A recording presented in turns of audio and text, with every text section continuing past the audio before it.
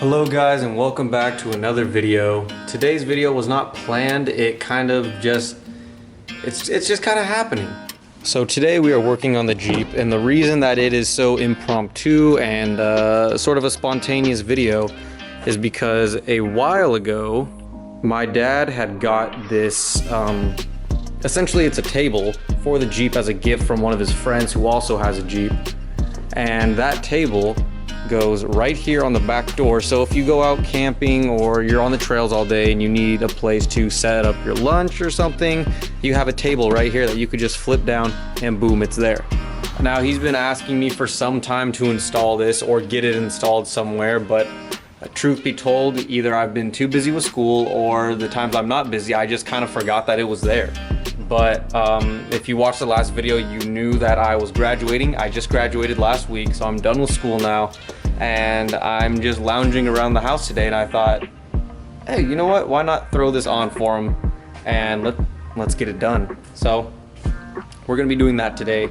But before we jump into that, guys, I want to let you know, if you don't already know, that we are doing a giveaway right now. It is a Chemical Guys car wash bundle. Essentially, it's just all the goodies you need to start a good car wash kit. We got buckets, soaps, waterless car washes, and the tools you need to do it, stuff like that. I'll throw it up right here. It's on my Instagram. Go get entered. All you have to do is like the post, comment 3 people in the comment section of that post, follow me on Instagram, and subscribe to the YouTube channel.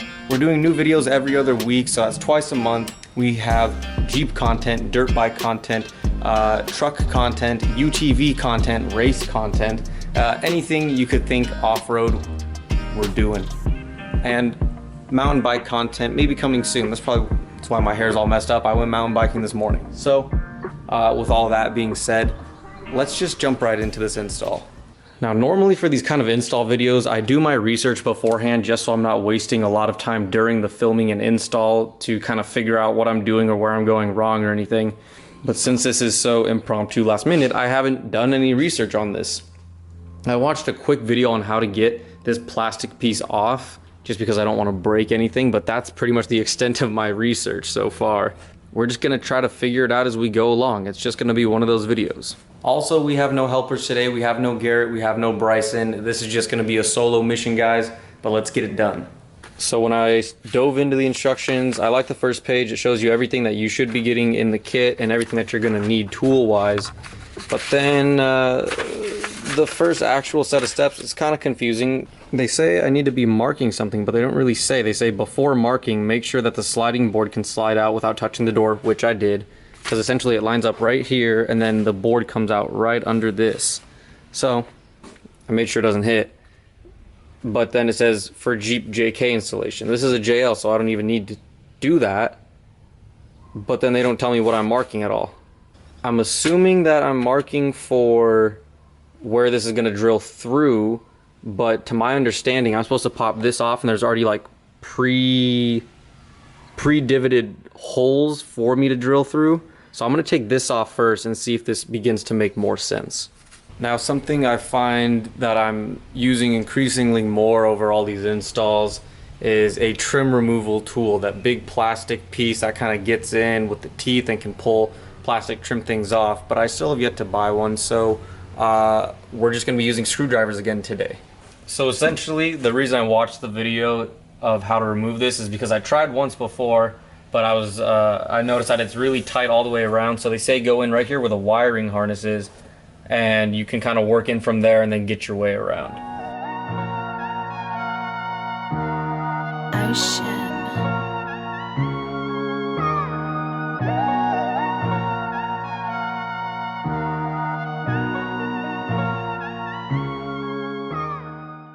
That was a lot easier than I thought it was going to be. I forgot what else we needed, a trim removal tool. We needed it on a different install.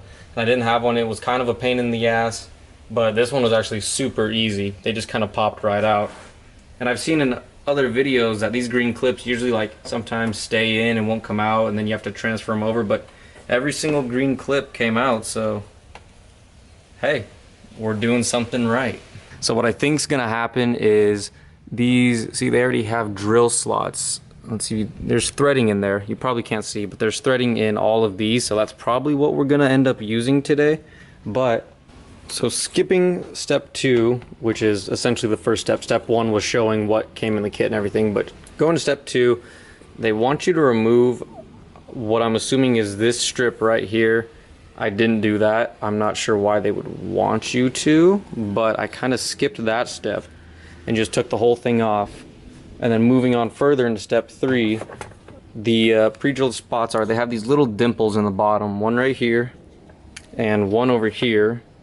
2 little dimples, so that's where the kind of pre-drill spots are for the bottom, and then the top are these 2 big holes. Now the problem I thought I would run into is drilling, mainly because I never have to drill for these installs that I'm doing, so I don't have the right sizes. Mine only goes up to, I believe the conversion is 6 millimeters, and we need a 10 and a 12 millimeter.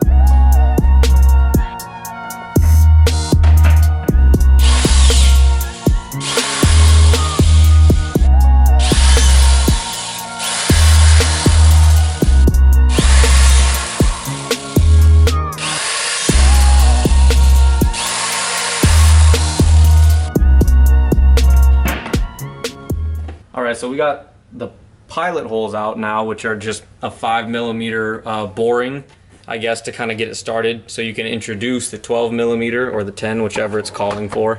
So they're calling for a drill bit size I don't have again, and part of me really wants to do it right and go get the right size, but another part of me does not feel like gearing up and driving all the way out to Lowe's just for one drill bit. This is kind of annoying. I don't know what I'm gonna do. I'm gonna contemplate for a little bit, see if I can find maybe the drill bit laying around somewhere, but I don't know. We'll see. Okay, earlier when I showed you the instructions, if you're more observant than me, then you probably would have caught this already. And you're probably screaming at your phone or computer saying, dude, you're stupid.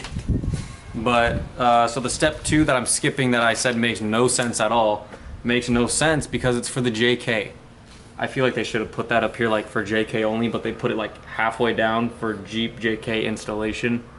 So yeah, this is all for, I'm assuming the JK didn't have those like little pre-dimpled spots for your drilling and you had to kind of mark it yourself to know where you're going, but this already has the pre-dimpled spots. It tells you where to mark and where you're going to be utilizing the holes at. So when you skip to step 3 like I had done, it says fit and secure the table to Jeep JL. That's a neck on my part. That clears up some of the confusion, but I'm still over here trying to figure out what to do about the drill bits. I think I'm gonna end up going and getting them, but I don't think they sell individual drill bits, so I'm gonna have to buy like a whole kit. It is what it is. I don't know. We'll figure this out. Yeah, I think you only need the 12 millimeter when you're doing the JK version, but we're doing the JL, and it doesn't say anywhere in here to do a 12 millimeter. So I'll just catch up with you guys once I'm back from the store and have all the required tools, and we'll finish this right up. Okay, we're back from the store, and great news, they did sell them in the single, so I didn't have to buy a whole kit, which is amazing. But something that I'm still a little upset about, I guess not much I can do about it, not much anybody can do about it, is the measurement conversion is not the most clean. They're calling for measurements in millimeters for these drill bits, and everything's sold in, you know, the fractions of an inch. And the 10 and 12 millimeters don't convert cleanly over to the sizes that drill bits are sold in. So I got ones very, very close.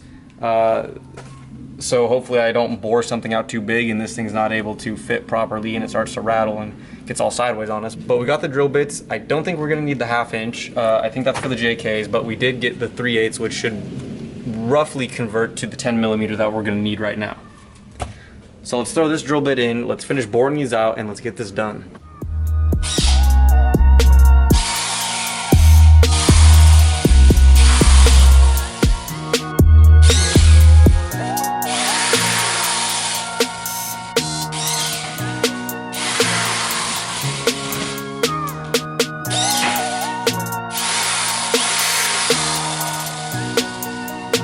So we bored the 2 bottom holes out to roughly about 10 millimeters, and we got the 2 top ones bored out to about 10 millimeters, which is almost exactly the size of the hole, so that's cool. So we're gonna move on to the next step and see if these need to be kind of spaced out a little bit more or if this is gonna be fine.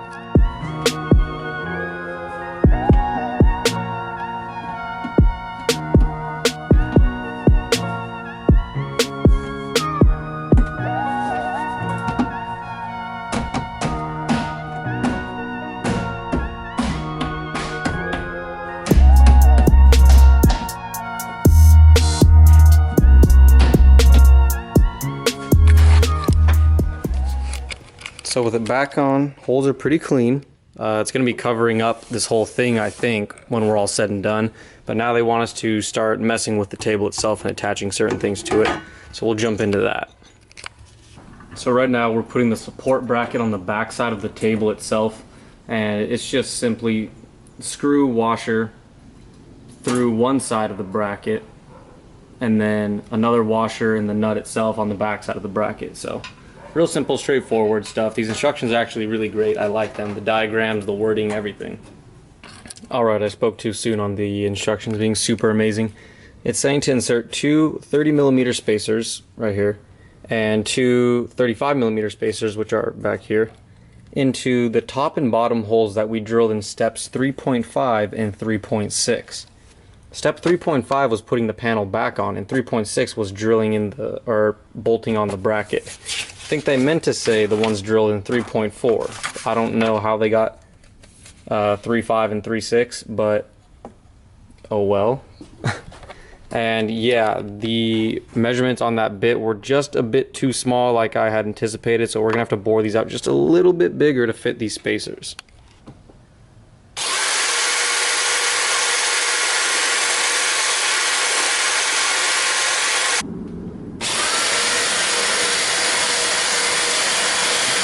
It's not the exact size, like this one's pretty tight up top, this one below's looser, but they're all fitting now. My only fear is that the bolt or the screw is not going to line up with the threading on the inside, but we'll find out right now. So the top two went in, that's great. Now it's time to do the bottom two. Now the problem with that support bracket is that not all the holes lined up, and half of this one's being covered. You can see it right there. Covered. That's like the edge of the spacer poking out right there. We need to rearrange something somewhere somehow. This one's kind of poking through, but we still might need to fix that one too. So I'm gonna mess around with that a little bit, then we'll hop back into it. I really don't want to have to take this whole thing back off again, but I think I'm gonna have to take the whole thing back off again.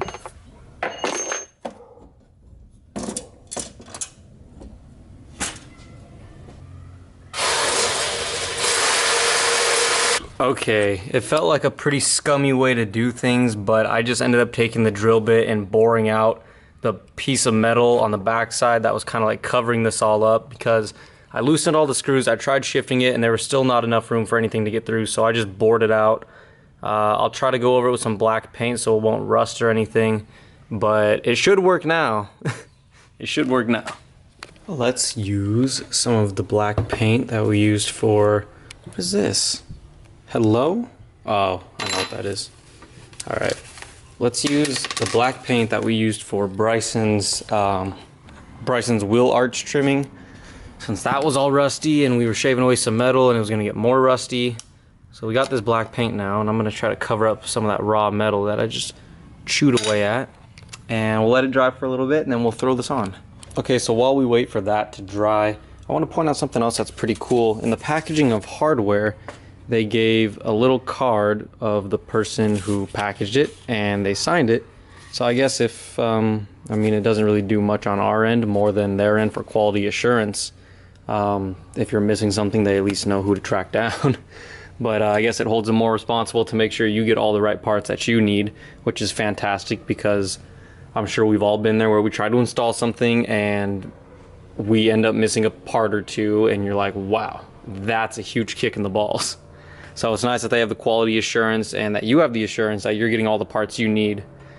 And I'm also kind of curious to see where you install this little bad boy. They give you a little badge. I'm not sure if it's like an actual part that's needed for the JK version, or if you get to install that somewhere on this, but it looks pretty cool. I'd like to rock a little badge.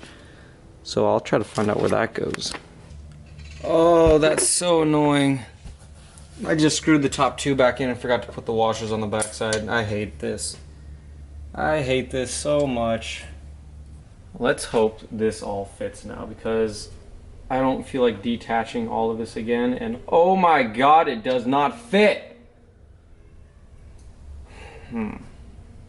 I might just try to bore it out with this all on, because I don't feel like taking this off yet again. Because that, ladies and gentlemen, is frustrating. Oh my god. Yeah, it's that one piece that I tried shaving off earlier. This frustrates me to no end because it's literally just a little hanging piece that I tried forever to get rid of and it wasn't going anywhere, so I'm like, you know what, it probably won't get in the way. Reattached everything twice and now it's in the way. And I'm also upset because I am not taking this back off to do this again, and I know I'm gonna mess something up, like I'm gonna push straight in and hit the threading and mess up the threading, and then I'm gonna be even more mad at myself, but let's just do it anyways.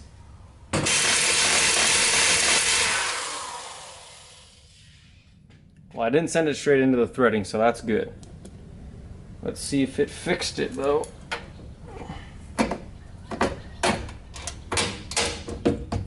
It goes in, so I'll count that as a win. Dude, come on, this is the last one. Please don't give me problems. I think it's giving me problems. Ooh, I think I got it, but we gotta tighten up everything else. Make sure it's good. Dude, come on, don't do this to me.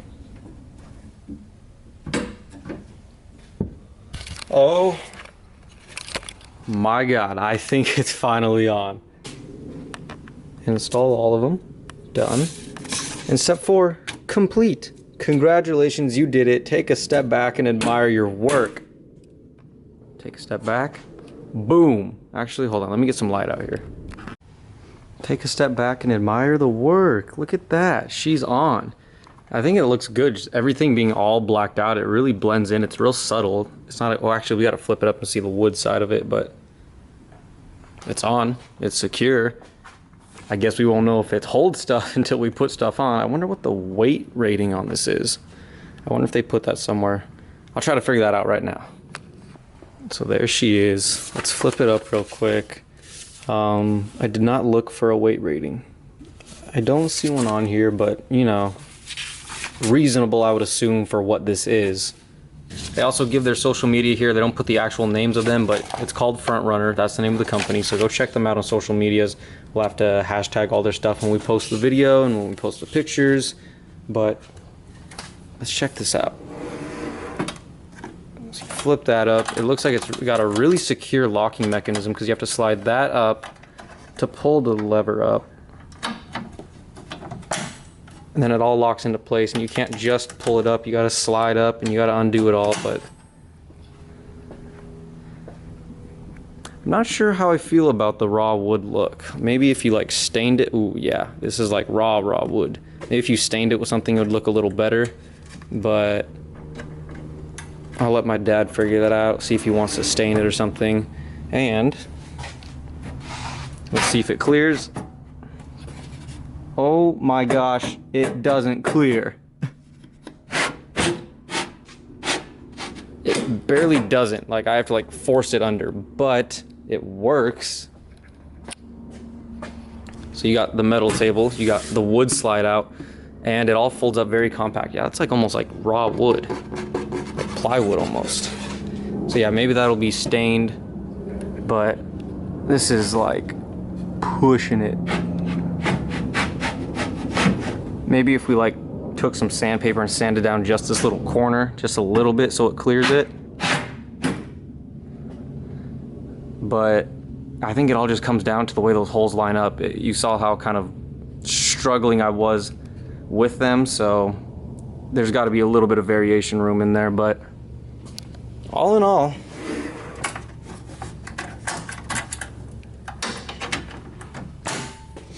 pretty nice. It's got the little badge and everything. But man, that was an emotional roller coaster for sure. A lot of stuff was just me being dumb on my part and messing up and not having the right stuff. But the only thing that I really have a criticism about was that metal not lining up in the bottom with the support bracket on the backside and having to like bore that out and like kind of move stuff around and kind of like adjust it to where it barely fit. And now the wood tray, it hits a little. So that's the only thing, but that's minimal. You can, I mean, we did it, we fixed it, but it's the only complaint as of right now. Everything else came out really well. It would have been a very simple and quick install had I not been recording and if I had the right tools, but I love recording for you guys, so I'm gonna do it. And I'm pretty sure Lowe's loves me at this point because I keep going every time I make a video. But yeah, that's it. That's the Front Runner Jeep JL. I think it's called the drop table, actually. Yes, the Front Runner drop down table for JLs. If you guys are interested in one, go check them out. Go pick one up. It looks really cool. I think Morpar or Jeep themselves makes one of these, but I think it's really cool that it's got a wood look to it, even though it needs to be stained. I think the other ones are just all metal, but I think this is definitely a cool look.